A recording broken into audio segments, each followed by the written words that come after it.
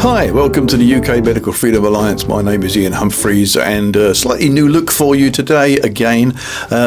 We keep trying to improve things, and you might find on your screen there is a QR code, and that is for you.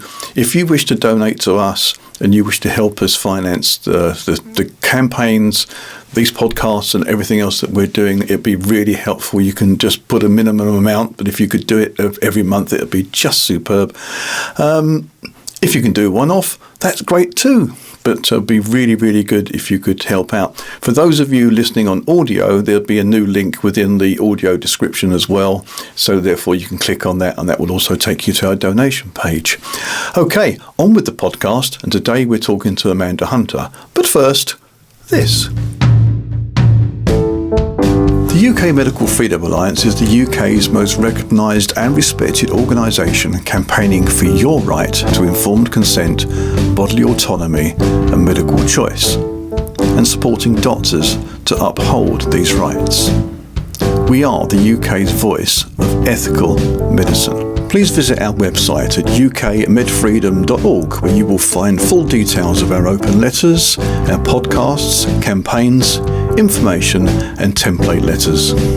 Please sign up to receive our newsletter and be notified of our new campaigns, open letters and calls to action, and any other important updates.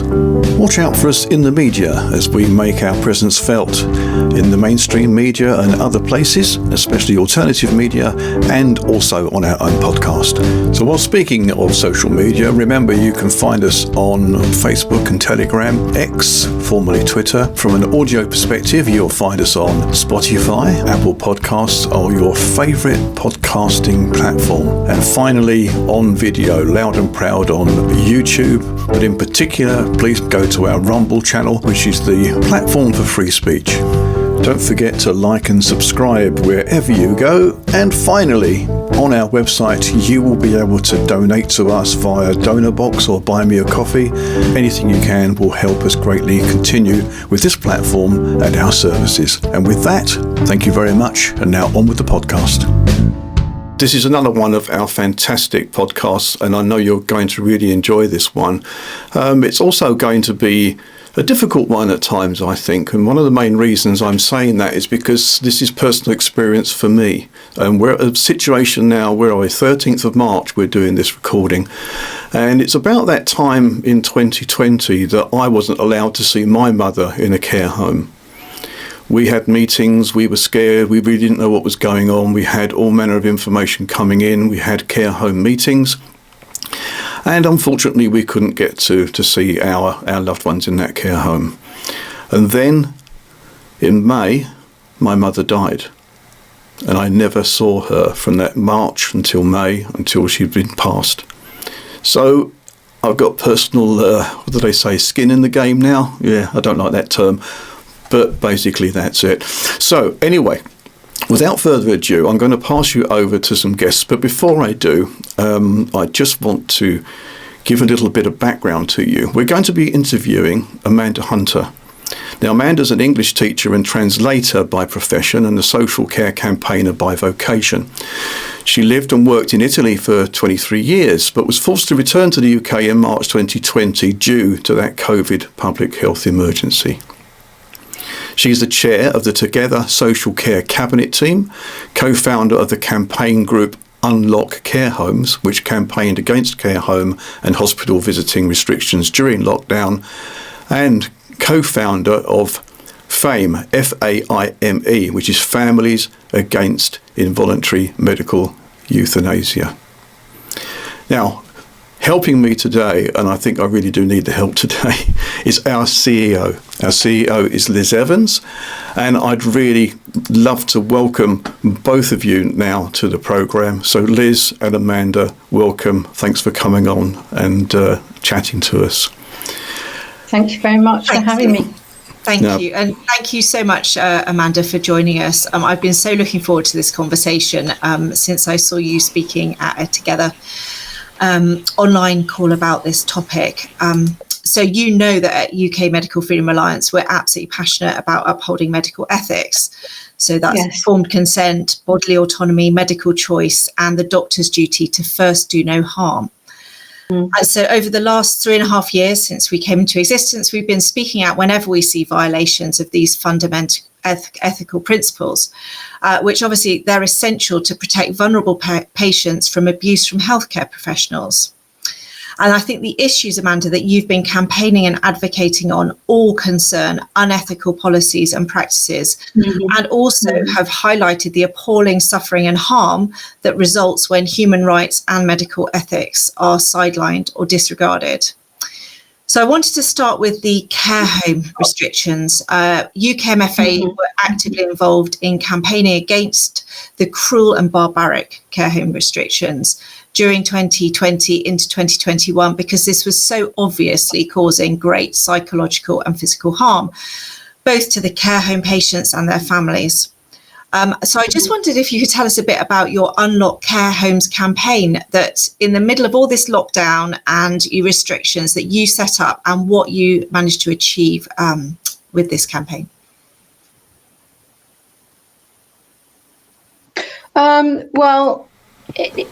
Yes, I set up Unlock Care Homes in 2021. This was after my personal experience of lockdown restrictions with visiting my mother. I met a few people online, and we felt that not enough was being done. There were other campaigns, but we felt that they weren't pushing hard enough or getting the public involved, really, because they were kind of appealing to MPs and ministers in the hope that, that this would bring change. But we thought that was a bit naive, because the majority of people in Parliament, MPs in Parliament, had actually voted in favour of these restrictions. And certainly the health minister was not going to change, and neither was his views. And neither was Helen Whately, who was, in charge of social care at the time. And so we felt that we needed to get really the public on board. We needed to really take our message to the streets, because also, we know that the media during that time were not really looking at these harms in care homes. There were stories about wonderful care homes trying to look after, their residents in difficult circumstances. But very little was really talked about the restrictions and how devastating those were for the individuals themselves, but also their families. And we felt we needed to take our message to the streets. And unfortunately, in that respect, we were not successful. I hoped that we would get people that were more inclined in that way, but unfortunately not. And I think one of the reasons for that was because the majority of people who were suffering, the families, obviously the individuals themselves, it was terribly devastating for them.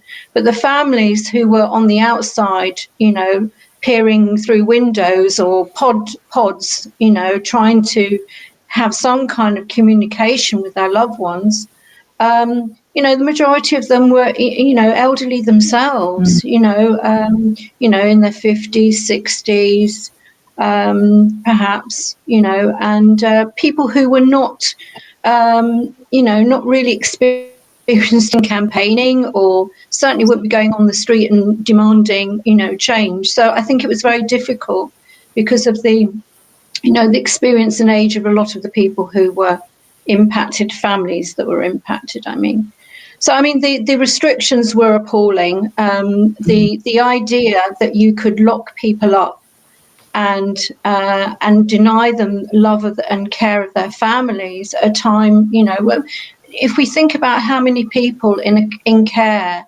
suffer from dementia, it's around 70%. So this is the most terrifying time of, someone's life.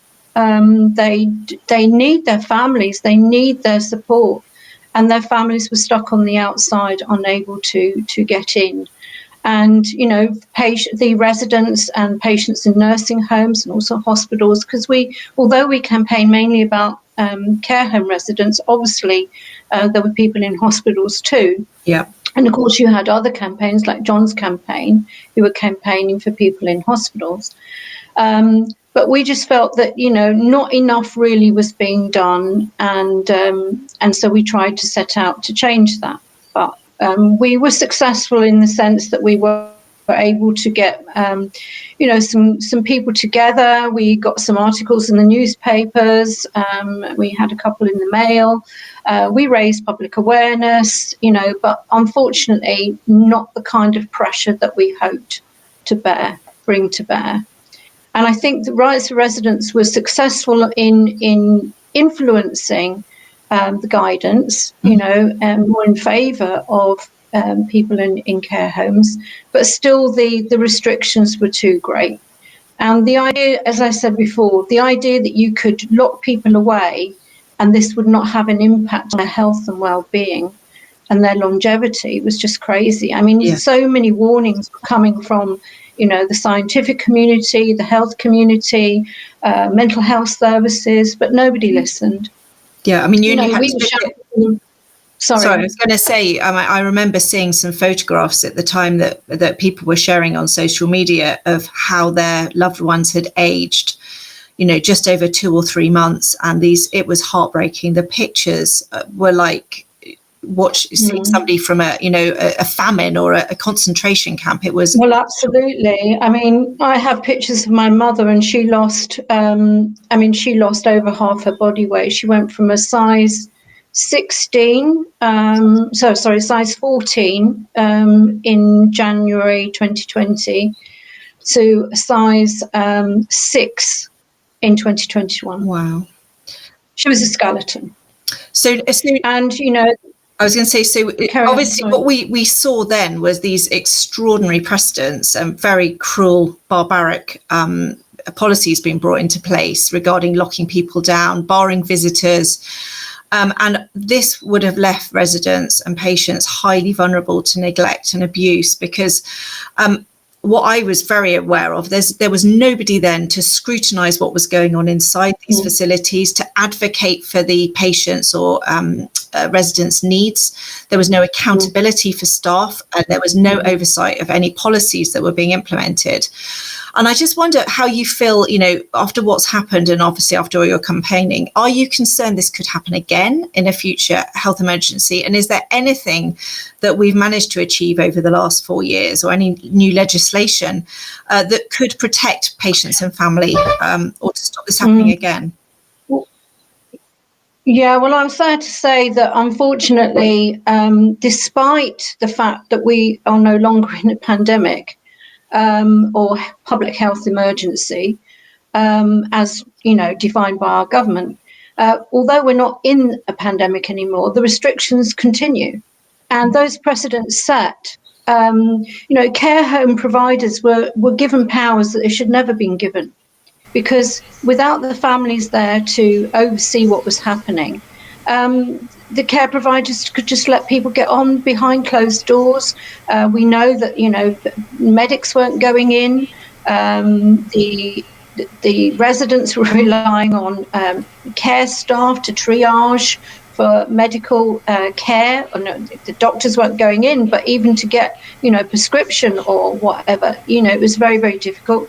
Then, and of course, the care staff, a lot of them were bank. They were, they were working for agencies because a lot of care staff, obviously, also when the mandate came in and a lot of people left, there was a great shortage of staff. Mm-hmm.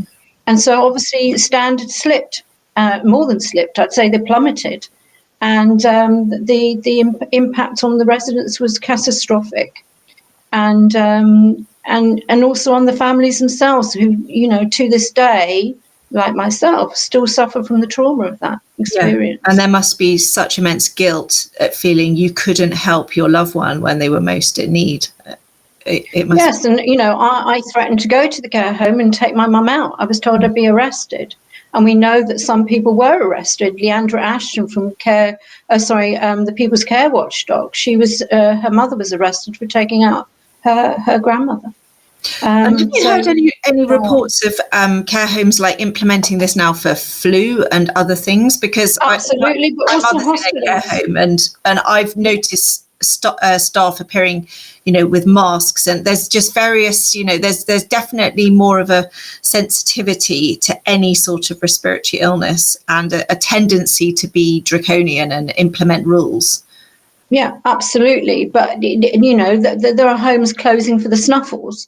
There are hospitals. I think it was Southampton a while back, a month or so ago, which was saying no visitors because there was an outbreak of flu locally.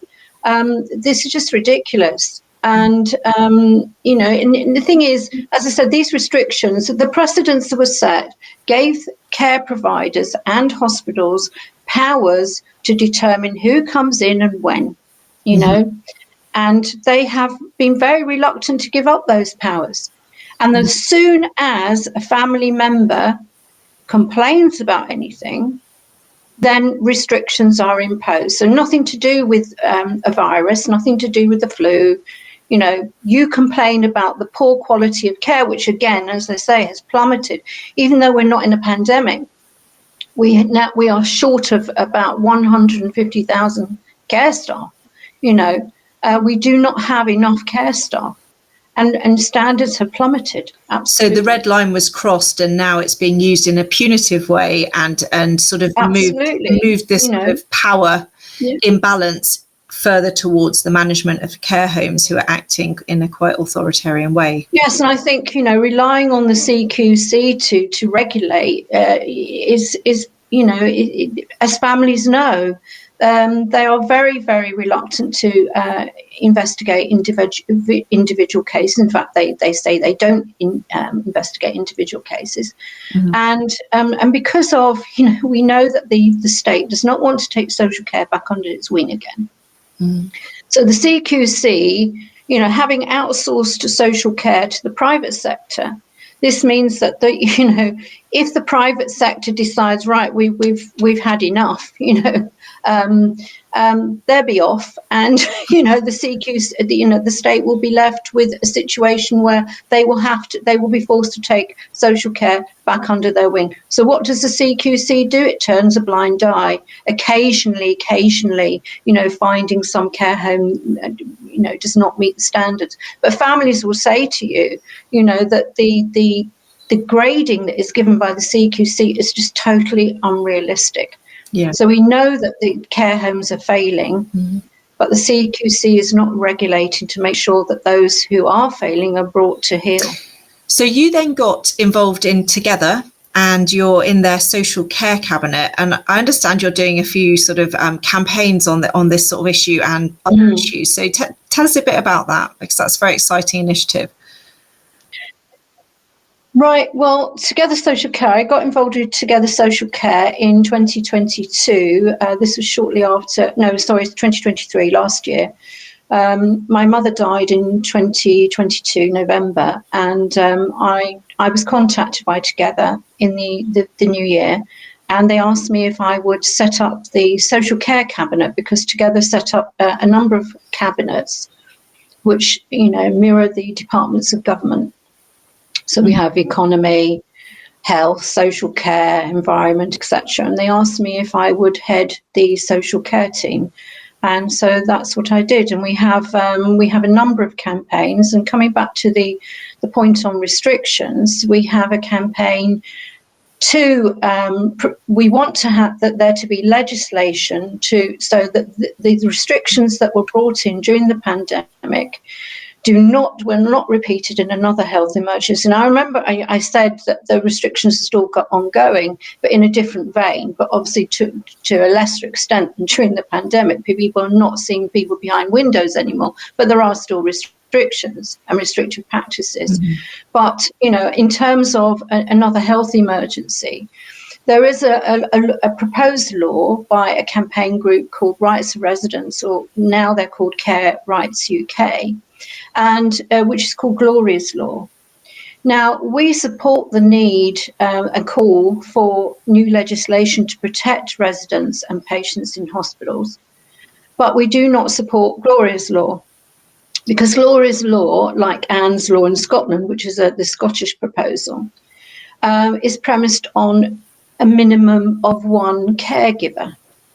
So it codifies the number of people that can visit someone in law. So it would actually be worse off than we were before, because it's codified, and therefore, they would feel they were able to, they had the right to, care providers and hospitals, to default to the one. I think that is extremely divisive. It would be very divisive for families. Yeah. It puts a lot of onus on one individual to provide the care. And, it will increase tensions within families, as well as being totally unworkable and impractical.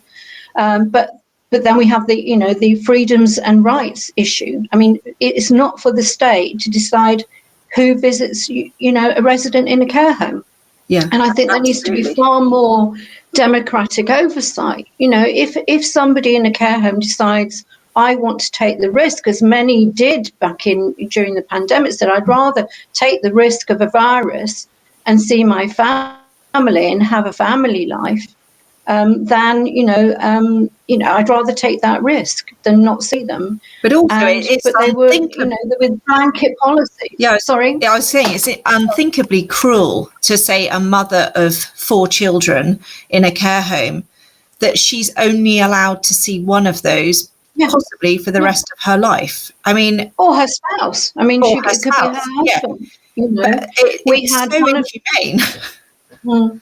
I mean, we had in unlocked care homes, we had about four or five ladies who were whose husbands were in care homes, and they were absolutely devastated. Mm-hmm. Absolutely devastated, and their loved ones deteriorated and died. Most of them. During the pandemic. And, they did not die of COVID.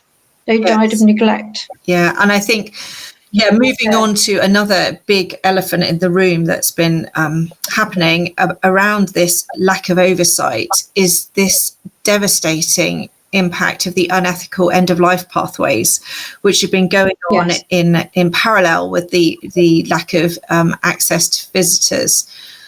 So I just wonder if you could explain first what is an end-of-life pathway, and then how this was misused during the COVID era and how it's sort of coming to light now. Yeah, so I think I need to give a little bit of context here. I don't know if your listeners are familiar with the Liverpool Care Pathway. The Liverpool Care Pathway was an end-of-life protocol that was banned in 2014 because it was found to be barbaric, and there were incentives for hospitals to put people on these pathways. There was a terrible scandal. The Mail campaigned on this. The Daily Mail campaigned on it, and there were a number of people who we will mention later who campaigned to get the Liverpool Care Pathway overturned. There was an inquiry commissioned by Sir Norman Lamb, and he appointed Baroness Neuberger, to write a report. And the findings of that report were that these protocols were being abused. People were being put on these pathways way before their time. They were being denied food and fluids. So it would start with the withdrawal of treatment. So if they needed treatment or surgery, it would be deemed that it was not in their best interest to have this, and this would be withdrawn. And then what would follow would be the withdrawal of food and fluids. And then if the person didn't die beforehand, then a cocktail of lethal drugs to finish them off. The use of morphine and midazolam and other end-of-life drugs. So there was a terrible scandal, and it was banned in 2014. Now, we know from other, campaigners such as Patrick Pulicino, who was active in trying to get the Liverpool Care Pathway banned, that, for about a year, those practices kind of, they weren't practiced for about a year. There weren't so many problems. But then after about a year, it seemed they crept back into the NHS. However, families knew that. We were very suspicious of that. I myself, back in 2019, before the pandemic, they tried to put my mother on a syringe driver, saying that she was end of life. She lived 3.5 years after that because I, said no. However, fast forward to 2020, and what happened was these practices basically went on steroids. Mm-hmm. So there was the introduction in 2020, March 2020, or was it March or April 2020? I think it was March, of NG163. Now, NG163 was basically the livable care pathway in all but name. And so withdrawal treatment, withdrawal of food, withdrawal of fluids, and the use of end-of-life pathway drugs to fast-track people to death.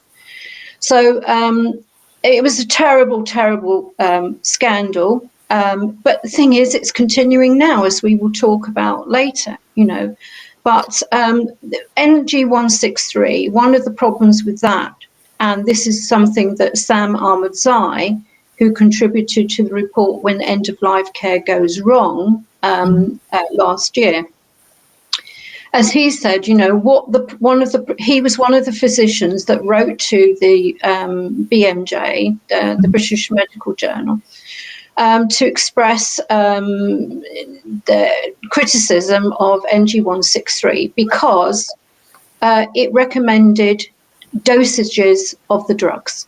And this had not been the case in previous guidance, which he had also contributed to, NG31, which was really designed for people at the end of life because of cancer. Mm-hmm. Now, what was happening during lockdown was that people who were not at end of life, who were not terminal, were being put on these pathways. And, what he was saying about NG163 was they were recommending doses that were frankly dangerous.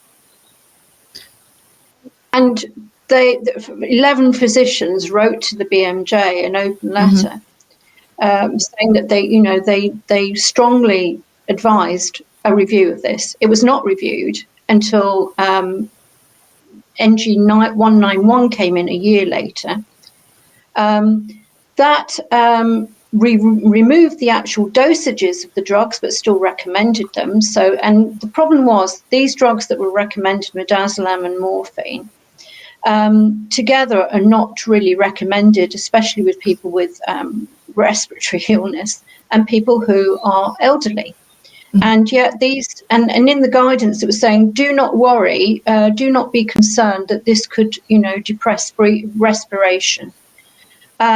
Which was counter to, previous guidance. And so many people lost their lives on these pathways. And the report When End-of-Life Care Goes Wrong, as I said, which was commissioned last year by a parliamentary group, that found, and it was written by, it was commissioned by the House. Sorry, I've lost my thread. Do you know, I just want to go back to NG163 and then we'll come back to the End of Life Care Goes Wrong, because people may not know NG is NICE guidelines, isn't it? And so these are an independent group that advise the government or advise the NHS on protocols. Yes. And I think this also sort of highlights a real issue around medicine becoming increasingly protocol driven. So doctors are being, just literally just always reaching for a protocol and following it as a one size fits all approach to the patient in front of them, instead of, obviously that doesn't work in medicine because we're all different and we all have different comorbidities or age or frailty or psychological needs or wishes as well. So, people are meant to be treated as individuals, but these whole protocols which come in from above, I don't know who wrote the NICE guideline 163. Was it commissioned by the government? And was it brought in specifically for COVID? Was it a sort of emergency. It was specifically brought in for COVID. Yes, I should have said that. This, NG 163 did not replace NG 31, which was the general end of life protocol. It was brought in as a measure during the pandemic for people who were, deemed to have COVID. A lot of people were put on this pathway, and they did not have COVID. They did not have any respiratory illness, and yet they were put on this. But it could also be argued that if you have COVID, it doesn't mean you're at end of life. As we know, it's not at least a 90% survival rate, even in the most vulnerable. I don't think the mortality rate is ever over 10% for the very, very high risk, and for the lowest risk, it's well below 0.3. So the point is, it's not a terminal illness, and yet it was treated as a terminal illness. Yes. And this is what doctors will tell you. They will tell you that. Sam Ahmadzai said that during the pandemic, during the public health emergency, that COVID was treated as a terminal illness for the elderly. And so if you went into hospital with a respiratory condition, they would also measure your clinical frailty score. Yeah. Now, if you had a clinical frailty score of over 5 and you had a respiratory illness and there was a DNR in place, you would be put on the end of life pathway. Now, if you think that somebody with dementia, depending on the severity, could be a 6 or 7 on the frailty score, you could see that a lot of elderly people were being put on these pathways when they were not terminal. And effectively, that is a euthanasia policy, isn't it? By another name. Well, I think so, yes. And the people I campaign with think so, yes. That's definitely what is going on. And we've basically got state sanctioned euthanasia, and people talking about assisted suicide in the assisted suicide legislation and fearing that, which I think we are very right to fear, especially when we see what's going on in Canada and the Netherlands. But we've already got it in our hospitals now, effectively. And so this would break all of the medical ethics, of first do no harm, informed consent. How many of these people give consent, or their families? Because, in my day, when we put somebody on a do not resuscitate, it literally meant that. It meant if their heart happened to stop, the decision was made, you wouldn't jump up and down on their chest because actually they were at the point where they would have died. That would be a natural death because they had a terminal illness like cancer. So people are being asked, if they are being asked at all, do you want to be resuscitated? And people are saying no, but not understanding that being on a DNAR these days is not just don't resuscitate, it's actively put on an end of life pathway, which will lead to their death. Exactly. You've hit the nail on the head there. When my mother was taken into hospital in 2021, she had a DNR in place, and we had agreed with the family that that was the right thing to do. My mother had lost so much weight; she was very, very frail. It would have broken her ribs, and we decided that that it would not be right to resuscitate. However, we did not know that what that actually meant was do not treat at all. And that's what the DNR has become. And they are being put on people, placed on people without the consent of the individual, without the consent of the family. DNRs are being falsified. We actually are compiling a dossier of cases, this is it together, of families whose loved ones have had DNRs slapped on them without any consent of the family and falsified. Wow. Saying that a conversation has taken place with the family or the individual when it hasn't. They will come round to the individual when they're very, very poorly, and try and persuade them when the family is not there to agree to do the DNR. Saying, you're very ill and, we think this is the right thing to do. What do you think, sort of thing, And people are being pressurised into signing these, and families are not being properly informed. And informed consent does not mean making a decision, a medic or a physician making a decision and then telling the family the decision they have made. So it's not saying this is what we're going to do. Yes, we've informed you now. Consultation means a discussion. Yeah. And taking all sides into consideration. It's not, a fait accompli. And it cannot be coercive and that is exactly what's happening. It can't be coercive. I think that's the really important thing, is that the doctor is only there to advise. And if the patient decides to do something different, that decision has to be respected. And I think this is, again, another way that it's become much more authoritarian, that there's this sense that the doctors get to call the shots and the patients just have to go along with it, or the families, and they don't have a duty really to tell them anything that's, for example, to starve and dehydrate to death is extremely distressing. And actually that's why they then need to give them midazolam, because they're so agitated, because anyone who's completely dehydrating to death is going to be extremely distressed. It's a barbaric death. Yeah. It's a barbaric death. Yeah. And I mean, I'd just like to sort of come back on something you were saying before, because I totally agree with you. One of the problems here is, and this is what we are campaigning it together for review of the end of life protocols. But we're also very aware that there's a cultural problem here. And one of the problems is, as you hit on earlier, is that medicine is being driven by protocol. Whereas before, a medic would make a decision based on the individual in front of him or her. Now, people are following and especially in times when resources are reduced, the capacities, the problems with capacity in the hospitals, not enough beds. People are being sort of fast tracked along these pathways, and to get them out, or not get them out in many cases if they die in the hospital on these pathways.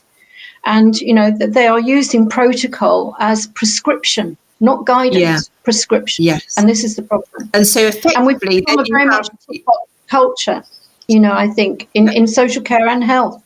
And people seem incapable of making decisions based on their professional expertise and, looking at the patient in front of them. And they're making these decisions, blanket decisions, following protocols. So I totally agree. And it's sort of, they think that they're off the hook because they're following a guideline. I think that's a very dangerous way to practice medicine, because obviously medicine comes with a lot of risk of causing harm.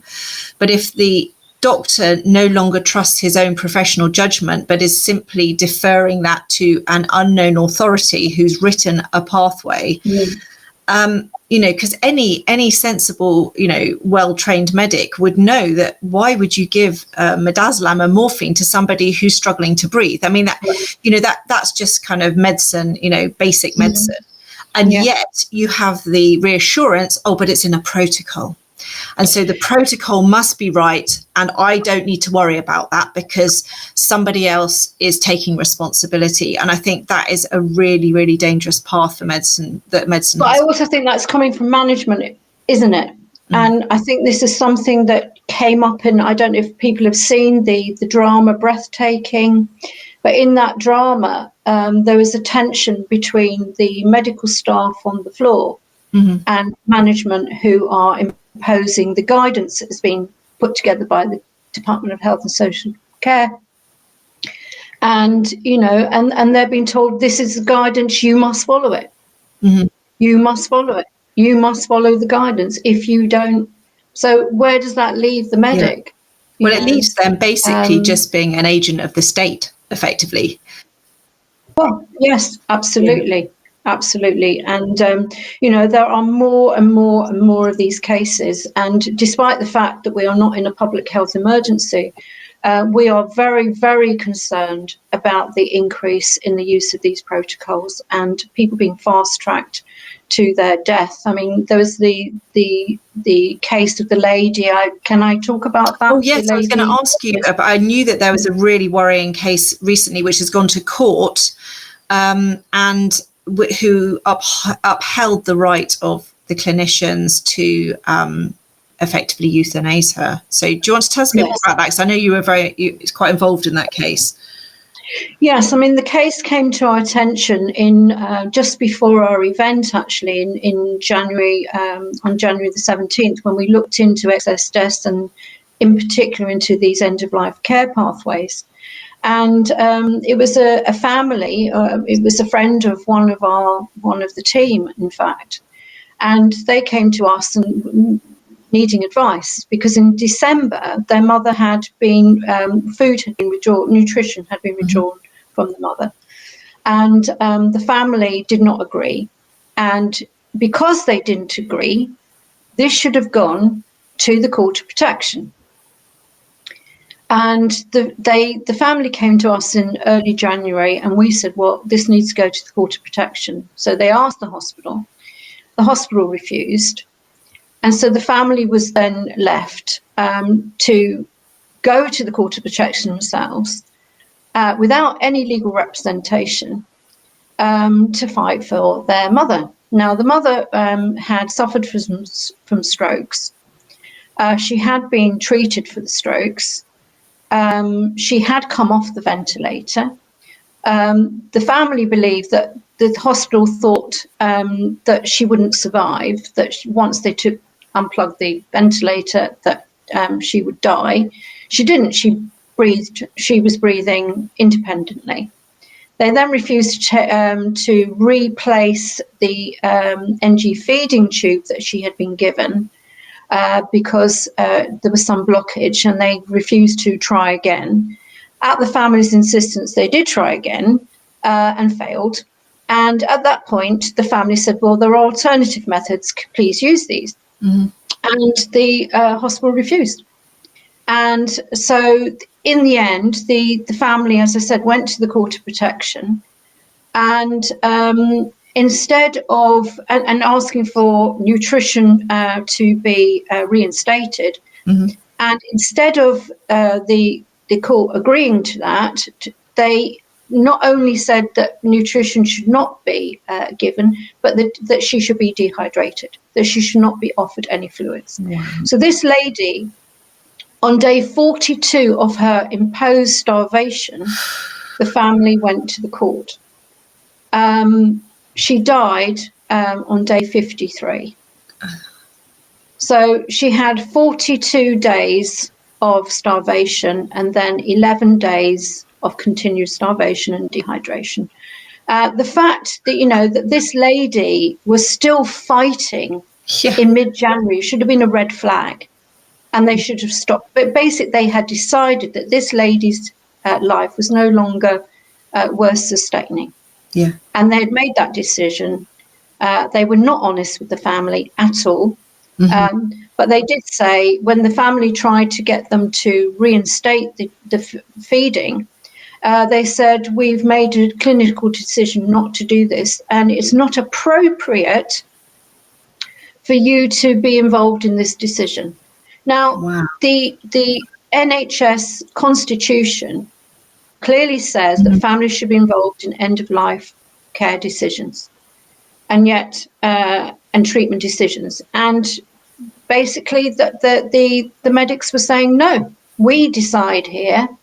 And not only that, one of the medics that they spoke to said, if your mother was in her 60s, we'd be treating her differently. So this is another thing that we are campaigning on, because everybody pays their taxes. Everyone has the right to the same access to treatment, regardless of their age. And it seems to me, and, campaigners working with me, that what is happening is the elderly have been denied the right to treatment and are being fast-tracked along these pathways because the NHS wants to save money. Yeah. So there's also no costs money. Yeah, and there's no respect for the dignity or sanctity of each individual life. and that the fact that that lady took 53 days to die of dehydration and starvation showed she may have had another 10 years in her. You know. Well, yes, I mean, she was, and it was 11 days of dehydration, 43 yes, of starvation, and then another 11 of starvation. You know, that would kill most of us. Well, yes, exactly. I mean, this is it. This is what I was saying. When she was still, still fighting in mid-January, then, in early January, there should have been a red flag. Yeah. And this lady, 89, yes, she was 89. But there are people who live, into their late 90s who are still active. My best friend's mother is 96. She's still running the house herself with a little bit with of help, quality of life. Still very active. So this is a really worrying legal precedent, actually, now, isn't it? It is a very worrying legal precedent. And I just wonder, because I think you mentioned to me when we met a few weeks ago, there's also been some change in the legal sphere regarding informed consent and a slight undermining of the Montgomery ruling. So there's obviously, sort of our rights are being taken away or eroded little by little. So can you just tell us a little bit about that? How are we having our rights taken away in these legal cases? Yeah, sure. Yeah.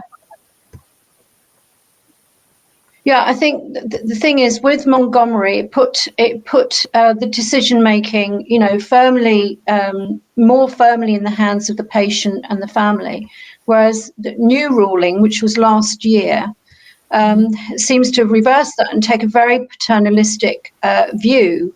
So it, I can quote from the guide that the ruling. Mm-hmm. It said that the Supreme Court's decision answered the question that has been on everyone's lips really since the landmark decision of Montgomery versus Lanarkshire Health Board, in what legal test should be applied to the assessment as to whether an alternative treatment is reasonable and requires to be discussed with the patient. This is so in the case of the feeding tube, for example, and other ways of feeding. And the justice held that the applicable legal test to determine what is reasonable alternative treatment was the professional practice test, and they outlined 6 reasons, and I just want to focus on 3. It avoids unfortunate conflict in the doctor's role, and it would otherwise require the doctor to inform a patient of an alternative treatment, which they and a responsible body of medical opinion would consider to be unreasonable. Well, they might consider it to be unreasonable. Is that a fact? I mean, it's very who decides this? 1 medic, 2 medics, a team of medics? Mm-hmm. It avoids bombarding the patient with information, thus averting the impairment of good decision making. So basically, good decision making rests on the professionals and not the individual or the family who know the patient well and probably have a better idea of their life chances, perhaps. Then anyway. And it also avoids making the law uncertain for doctors in applying. And here we come back to the protocol, that everything is being prescribed. So we're trying to protect doctors rather than patients. It seems to be the sort of wording. Exactly. Yeah. So yes. I think and the professionals know best, and the family does not have a role in the decision-making process. And it's very paternalistic, very, very paternalistic. People should, for consent to be informed, you have to know exactly what the pros and cons of each treatment is and whether it's feasible or not. And it seems in the case of this lady, the medics just decided no, they weren't going to do it, and that was it. Yeah. And Sam Ahmadzai, who, as I said, co-wrote the report When End-of-Life Care Goes Wrong, has been very involved in this case, has been working pro bono, and prepared an independent report, which basically, drew a coach and horses through the decision reached by the medics earlier at University College Hospital. But the coroner has not sought to consider that. So obviously what we've discussed is quite harrowing and quite worrying, but I'm sure everyone watching this would want to do everything they can to avoid either them or their family being put in these sort of horrific and devastating situations that you've described.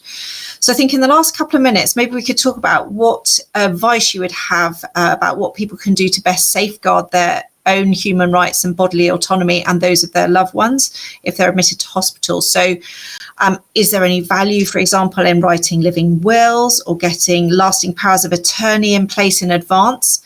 Just talk about what people can do to empower themselves. Well, definitely lasting power of attorney. Mm-hmm. Now, we know that during the pandemic, lasting power of attorney didn't count for much, as I found myself. However, without it, the state will make all the decisions and the family will have no right to make any decisions around treatment or care. So it's fundamental that you get a lasting power of attorney for health and welfare, but I would also recommend for finances. But health and welfare is absolutely essential, and this can take time. Now, you can do this through a solicitor if you have the necessary funds. It is quite costly. However, you can also do it for just under £200. If you do it online, you can make the application online. It is a bit complicated. In my case, it went backwards and forwards from the Office of the Public Guardian a few times. So if you have got the funds, I'd recommend going through a solicitor, but you can do it yourself.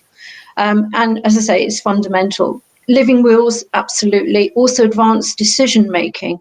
Now you can make advanced decisions about whether you want to refuse treatment or not.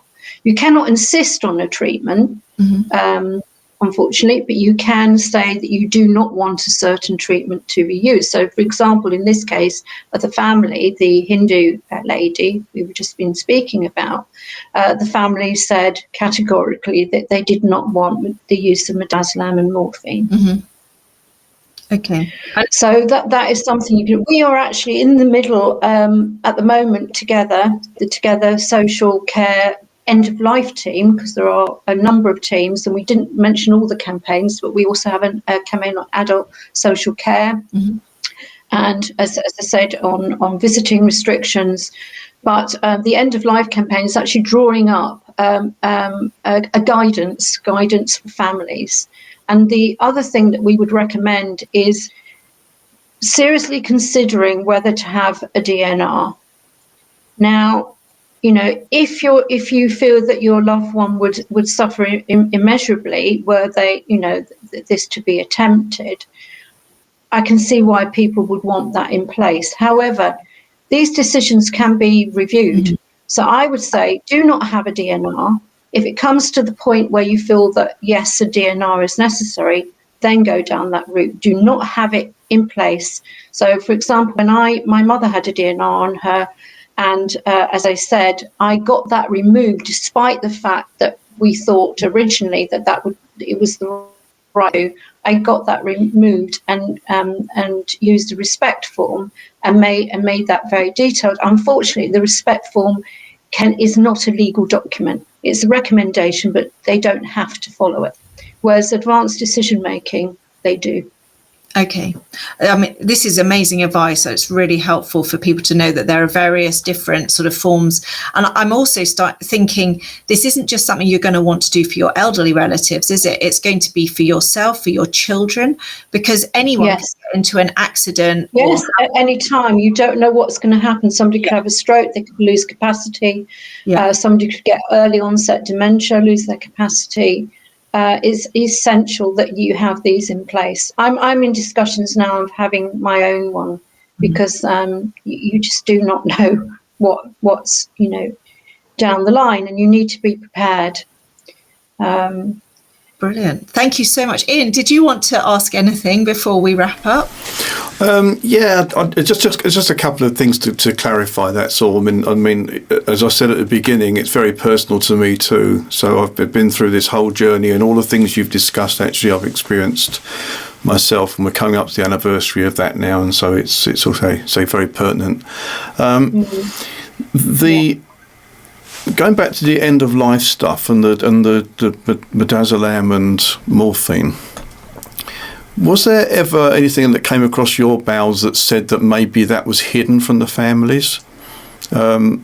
I only say that because I'm just a suspicious old Hector. I can't help it. But my mum passed away in May 2020, and as a result of what we'd been learning around midazolam, etc., I did ask for a full breakdown of the drugs that she'd been given, but there was no sign of either. And yet she was extremely dehydrated. I could tell when I went to visit the body, sadly later, that she had been through something. She wasn't the same. She wasn't the person I'd seen a few months before. Did that ever? Has anyone ever alleged that, or has that ever come up against your investigations? Very many families. Very, very many families. People that have come to us. There are many cases. There's a group that is run by a lady called Jackie Devoy, who I think there are about over 130 people on that group. And many of the families have reported the same. And in our event in January, we had a lady, Rebecca Rees, whose mother was killed with fentanyl and other drugs.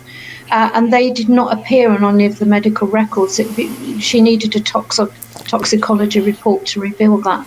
So, yes, and we know that the drugs were not, the families were not informed of the drugs that were being used. And many who have been able to get medical records, and it's extremely difficult to get the medical records, many have found that midazolam and morphine were on the drug notes. The other thing that I want to say is, while there's a lot of emphasis on the midazolam and morphine, I think there needs to be more emphasis on the protocols themselves, because morphine and midazolam are at the end of the route. It starts, though, with the withdrawal treatment, withdrawal of food and fluids. Now, if you are dehydrated, you're not going to be able to fight. No. If you've been given a sedative as well, you're not going to, and a lot of the times people are being given antipsychotics, for agitation. Now, if you've been given an antipsychotic like lorazepam, for example, you're asleep most of the time.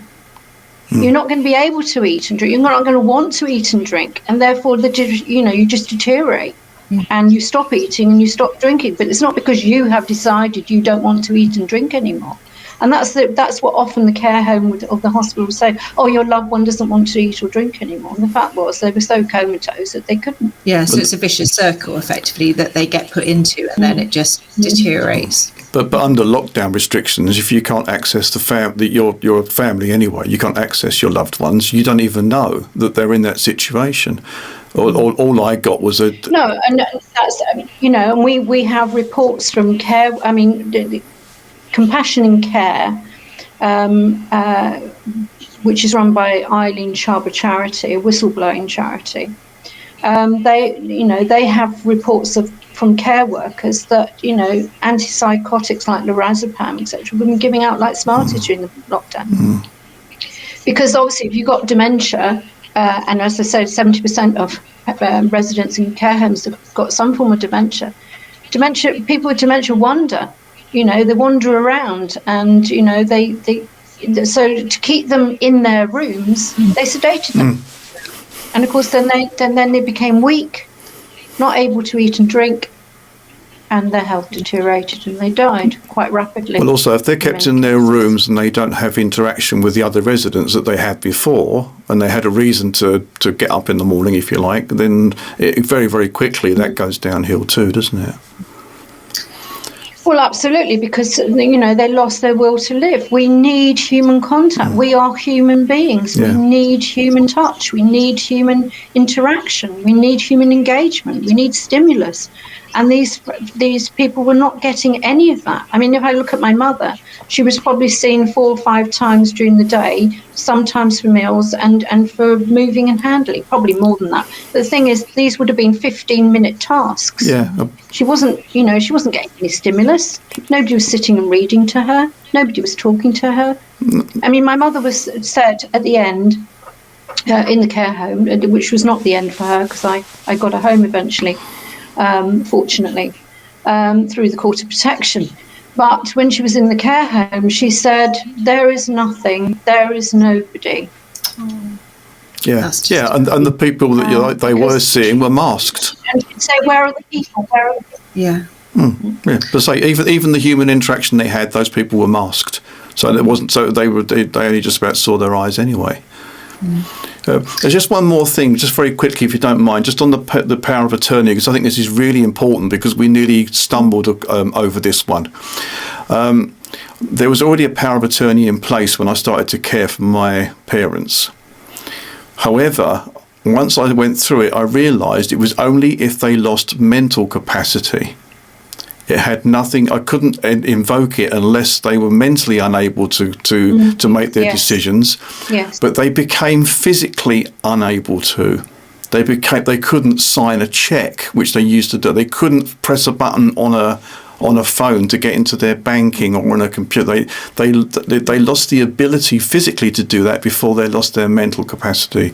So I really advise anybody to make sure that if that's in a power of attorney, to get it out, because you need to be able to step in earlier to be able to support them. I just want to say a massive thank you for coming and just talking so comprehensively, and this has been a complete education, I think, for people. It's such an important issue, and you're doing such amazing work together, the Families Against Involuntary Medical Euthanasia. So if you could just tell us where we can follow you, and we will put up links under the video so people can support you and get involved, because I think we need the public need to stand up against this and just say, no, this is not acceptable. We're not having this for our loved ones and for our vulnerable and our relatives.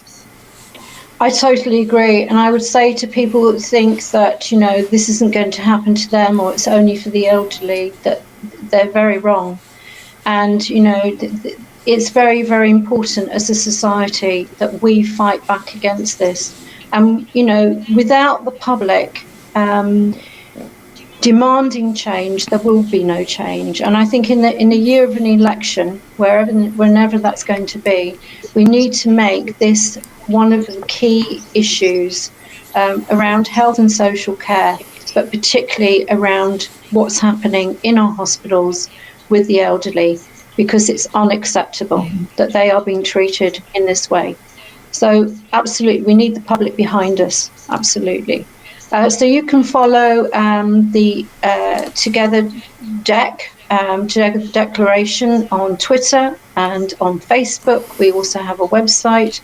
On the website, it lists the various campaigns, which are around adult social care and the seismic shift in the power balance between individuals, their families, and the state. There's an awful lot going on there. Many, many abuses with social services that we are campaigning against. That we are focusing on adult social services. We don't have the capacity to look at children's issues, but hopefully we will do at some point. But at the moment, we're focused on adult social care. And as I said, we are campaigning for a law that will prevent restrictions being placed in a public health emergency in future on visiting. We don't think it's the state's role to make decisions about this. And our campaign on end-of-life care protocols, which we think need to be reviewed, but we also need to look at the culture that is driving this.